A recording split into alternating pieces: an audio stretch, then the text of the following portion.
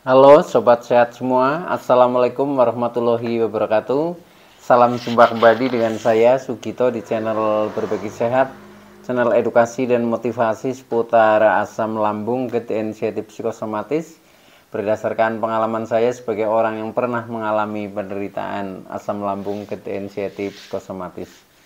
Harapan saya khususnya kepada teman-teman yang masih dalam penderitaan asam lambung, gejala inisiatif psikosomatis, setelah menonton video ini akan dapat tersugesti dan termotivasi untuk dapat cepat sembuh. Saya bisa sembuh, insya Allah teman-teman pasti juga bisa sembuh, badai pasti berlalu. Baiklah teman-teman, pada kesempatan kali ini saya akan berbagi seputar asam lambung, gejala inisiatif psikosomatis dengan topik apa itu asam lambung psikosomatis dan bagaimana pembahasannya. Baiklah teman-teman ya, sebelum saya lanjutkan, tolong yang belum subscribe channel ini, klik subscribe dan loncengnya, supaya teman-teman tidak ketinggalan konten video-video berikutnya. Dan jika suka, klik like, selalu bagikan ke sosial media teman-teman, semoga bermanfaat buat kita semua. Baik, kita lanjutkan, jadi topik kita kali ini adalah apa itu asam lambung ya, apa itu asam lambung psikosomatis ya, dan bagaimana pembahasannya ya, apakah dapat normal kembali dan seterusnya. Nah, nanti akan kita kupas tuntas dalam session kali ini. Teman-teman semua, perlu kita sadari bahwa penderitaan asam lambung, gejala inisiatif psikosomatis yang disebabkan oleh multifaktor ya, baik itu faktor fisik maupun faktor psikis, dengan sensasi yang sangat beragam ya, mulai dari ujung rambut sampai dengan ujung kaki yang sering kita kenal sebagai 1001 rasa sensasi, memang sungguh luar biasa ya, sungguh dahsyat dan perlu kita tangani dengan bijak agar penderitaan asam lambung, gejala inisiatif psikosomatis dapat cepat membaik atau dapat cepat sembuh total. Nah teman-teman semua, khusus pada session kali ini saya membahas tentang apa itu asam lambung psikosomatis ya. Ini penting sehingga saya sharingkan kepada teman-teman karena pada umumnya ya, ketika kita telah mengalami penderitaan ini yang kadang menjadi susah untuk sembuh ya, atau memakan durasi waktu yang lama ini karena psikosomatisnya. Jadi karena dari efek pikiran kita ya. Nah itu yang kadang menjadikan susah ya. Ketika fisik sebenarnya itu agak mudah ya, karena begitu fisik itu kita minum obat ya, kalau memang gejalanya dari sebab fisik itu ya pasti kita akan sembuh ya. Tetapi kalau sebabnya itu sudah menyangkut pikiran atau dalam hal ini adalah psikosomatis, nah ini yang kadang menjadi ruwet ya, karena sifatnya kan abstrak ya, sehingga kita kadang memang harus dengan apa ya, dengan perasaan ya, dengan kesadaran. Nah itu yang kadang kita susah untuk mengontrolnya, apalagi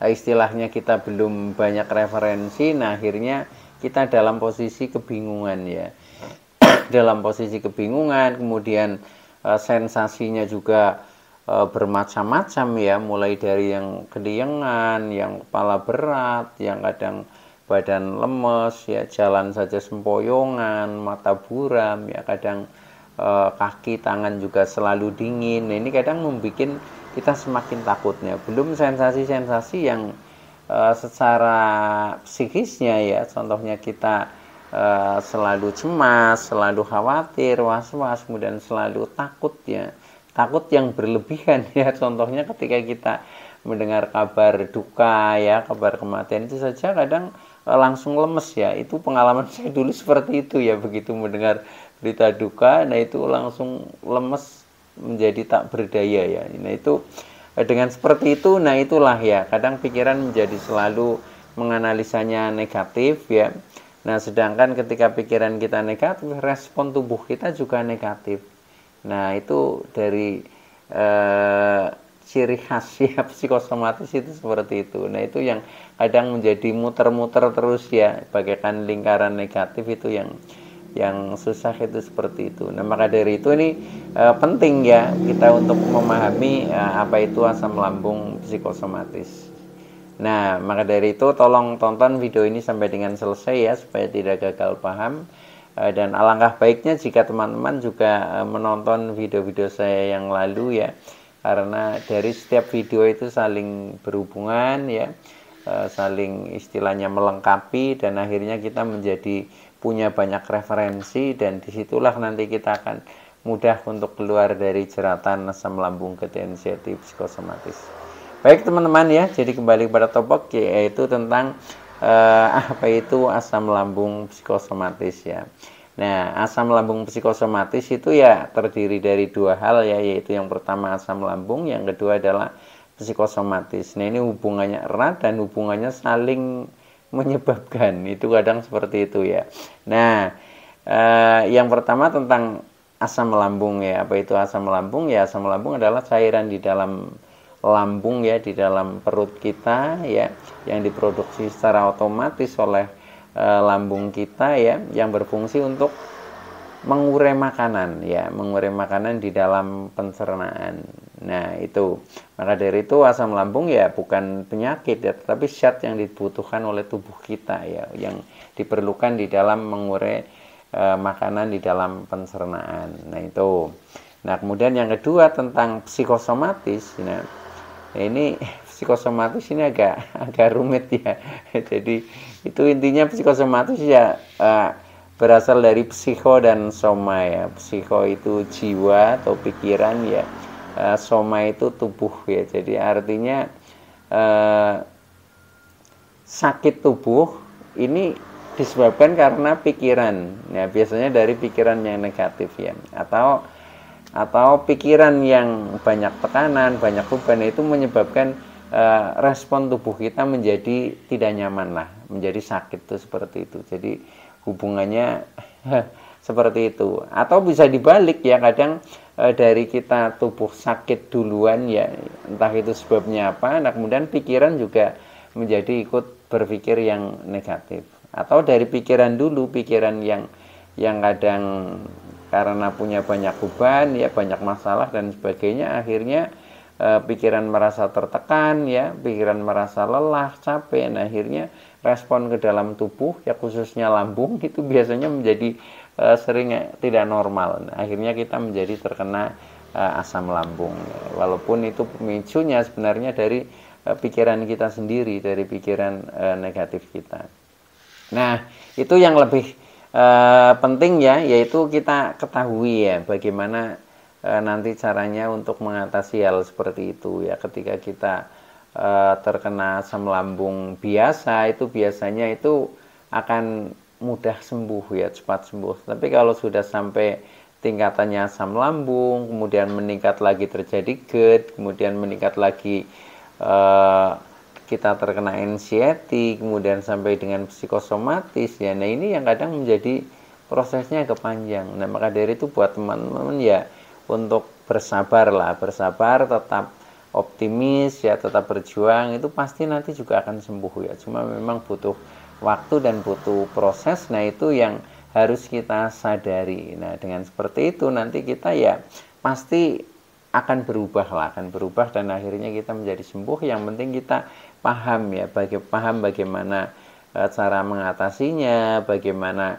strategi untuk keluar dari jeratan asam lambung ketensiatif psikosomatis ya, dengan berbagai tips, metode, cara ya, dan treatment. Nah, itu yang harus kita lakukan. Nah, maka dengan istilahnya kita rajin ikhtiar, nah itu pasti nanti kesembuhan juga akan lebih cepat tercapai, itu seperti itu. Nah, yang lebih penting yaitu kita juga harus menyadari bahwa penderitaan khususnya asam lambung psikosomatis ini juga sebabnya ya ini bermacam-macam ya. Jadi kita cari dulu sebab terkena asam lambung psikosomatis ya. Nah, ini bisa multifaktor teman-teman ya. Multifaktor artinya bisa dari contohnya faktor makanan juga bisa memicu, menyebabkan ya. Dari faktor misalkan pola hidup kita juga bisa ya, dengan pola hidup yang tidak baik. Bisa dari pola pikir kita ya. Nah, itu sumber psikosomatis itu memang dari pikiran ya, terutama pikiran-pikiran yang banyak beban lah, banyak beban, banyak masalah ya. yang sementara kita belum bisa istilahnya memecahkan ya. Nah, disinilah yang ketika seperti ada jalan buntu ya, atau sumbatan sumbatan di dalam pemikiran kita. Nah, akhirnya itu timbulnya menjadi respon tubuh ya. Respon tubuh seperti asam lambung menjadi tidak normal, contohnya menjadi over ya. Nah, akhirnya kita menjadi terkena asam lambung, kemudian meningkat lagi menjadi GERD ya. Setelah itu sensasi bermacam-macam. Nah, kemudian kita akan merasa cemas ya, atau anxiety disorder. Nah, itu sebenarnya wajar ya seperti itu. Tetapi kadang kita tidak bisa menghindar dari hal-hal seperti itu ya.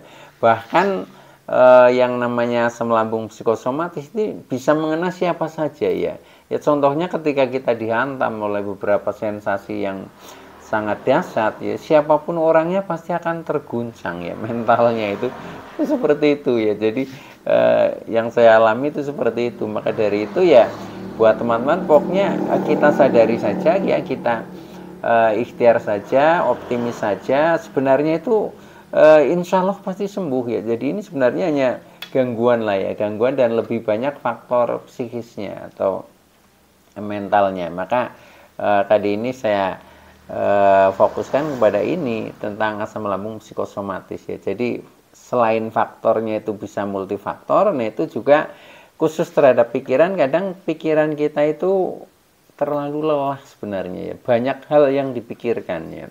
Banyak hal yang terlalu dipikirkan dalam kurun waktu yang panjang ya. Jadi bisa jadi ini adalah akumulasi proses ya, tekanan pikiran yang bisa jadi sudah berpuluh-puluh tahun ya. Nah, baru meledaknya ini menjadi terkena asam lambung, anxiety psikosomatis seperti itu ya. Jadi seperti yang mungkin teman-teman alami, termasuk saya alami, itu pada prinsipnya hampir sama lah seperti itu. Yang namanya pikiran lelah ya, pikiran otak ya, istilahnya lelah.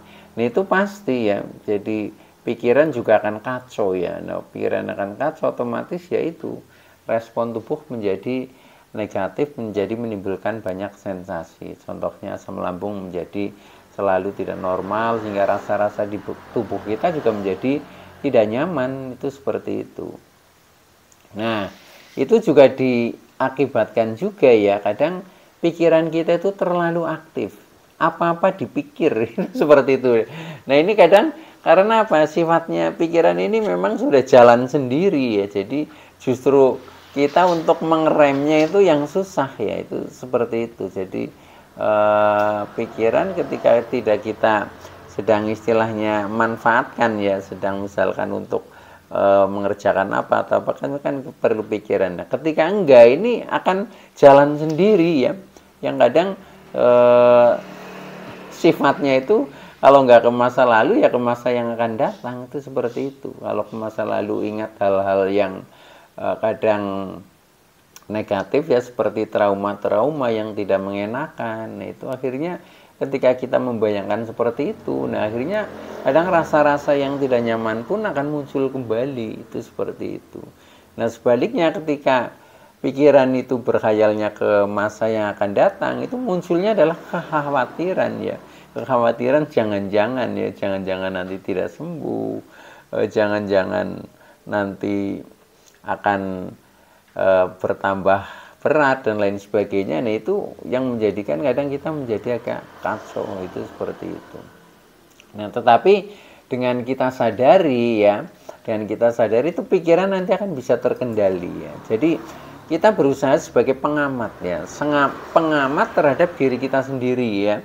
Jadi kita bisa mengamati, oh pikiran kita sedang negatif, oh pikiran kita sedang positif, oh pikiran kita sedang lari ke masa lalu, pikiran kita sedang lari ke masa depan. Itu harus dicermati seperti itu. Nah, dengan seperti itu nanti jadi kesadaran ibaratnya sebagai remnya ya, sebagai remnya supaya tidak kebablasan ya, itu seperti itu.